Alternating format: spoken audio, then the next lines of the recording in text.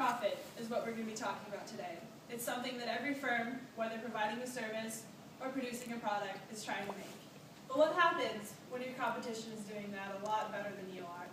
Or in this case, a lot better than you are. Walmart is currently standing at about $200 billion in profits, while Costco stands at merely $35 billion. Now, why is it that Costco isn't doing as well as Walmart? Well, we're going to take a look at our customers today, and that is where we're going to be addressing our problem. We are going to look at where we can retain more customers, maybe where we can keep our customers that we have already, but maybe don't seem so keen on keeping. And today, we will be addressing that. Now, this problem is going to be addressed shortly. Then we will follow that with the consequences should we not address that problem. Then after that, the benefits if we address that problem correctly. Now, who are we missing? Well, those large families that you had 10 years ago, well, maybe those kids are moving out. That family of 6 has turned into a family of 2.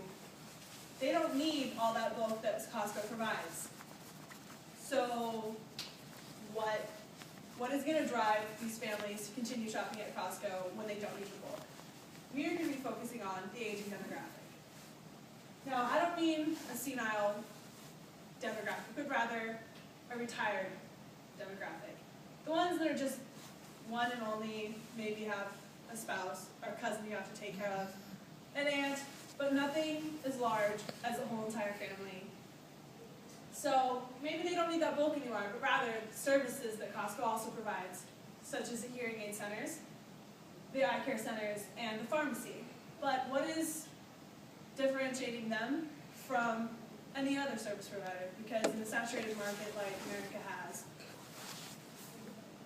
membership fee that we ask, and as well as the bulk that we provide, is unnecessary and excessive when all they're looking for is a small service.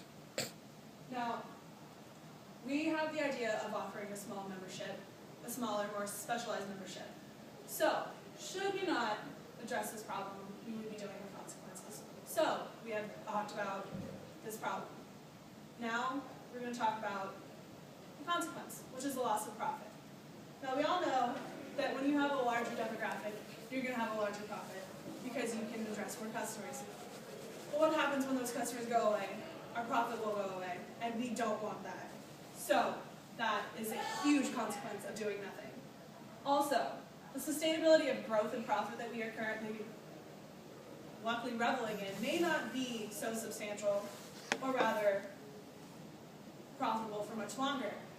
So what are we going to do to keep them?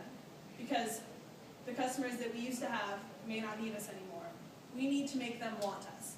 And that is a problem that needs to be addressed, and it is a consequence that has severe repercussions. Now I'm going to talk about the benefits should we address this problem correctly. Now we've already talked about the problem as well as the consequences. So now on to the benefits.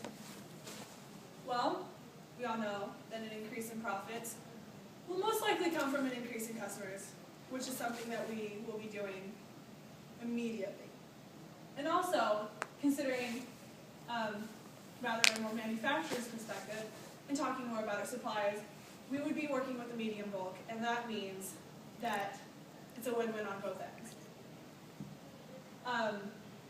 The medium bulk means that they don't need them to provide such extensive services, and it's easier on both ends. As a review, we've talked about the problem, which is a dying segment of our customers. Our consequences, a loss of profit, and the benefits, should we address this problem, the opposite, an increase in profits, and a decrease in some manufacturing costs. And this is what maybe Costco could look like in comparison to Walmart one day, which is all we need. And as long as you remember, a profitable Costco makes a happy Costco, we will be doing everything in our power to make sure we stay happy.